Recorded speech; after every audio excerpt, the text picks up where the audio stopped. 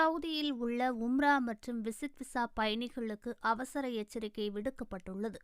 April 18க்கு முன்பு நாட்டை விட்டு வெளியேறவில்லை என்றால் 25,000 ரியால் அபராதமும் வாழ்நாள் தண்டனையும் விதிக்கப்படும். சவுதி அரேபியாவில் தற்போது நிலவும் போர் சூழல் காரணமாக மற்றும் விமான சேவை மாற்றங்கள் காரணமாக உம்ரா மற்றும் விசிட் விசாவில் தங்கியிருக்கும் அனைவரும் உடனடியாக நாட்டை விட்டு வெளியேற வேண்டும் என்று முன்னணி உம்ரா நிறுவனங்களும் டிராவல் ஏஜென்சிகளும் அறிவுறுத்தியுள்ளது. பொதுவாக உம்ரா விசா 3 மாதங்கள் செல்லுபடியாக இருந்தாலும் ஹஜ் காலம் நெருங்குவதால் அனைத்து உம்ரா யாத்ரீகர்களும் ஏப்ரல் 18க்குள் சவுதி அரேபியாவை விட்டு வெளியேற வேண்டும் என கூறியுள்ளது.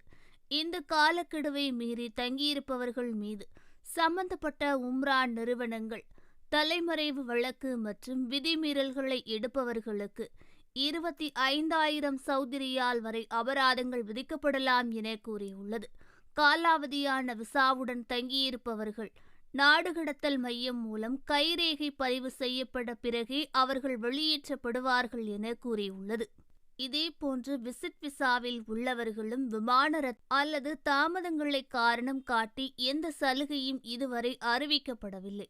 விசா காலம் முடிந்த பின்னரும் இங்கு தங்கியிருந்தால் 10,000 ரியால் வரை அபராதங்கள் விதிக்கப்பட வாய்ப்பு உள்ளது. மேலும் ஜெட்டா விமான நிலையத்தில் கூட்ட நெரிசல் அதிகமாக இருப்பதால் பயணிகள் ரியாத் அல்லது தமாம் விமான நிலையம் வழியாக மாற்று விமான சேவையை பயன்படுத்துமாறும் அறிவுறுத்தப்படுகிறார்கள். இந்திய விமான நிறுவனங்களின் சில சேவைகள் ரத்து செய்யப்பட்டிருந்தாலும் சவுதியிலிருந்து சர்வதேச விமான சேவைகள் தற்போது வழக்கம்போல் நடைபெற்று வருகிறது.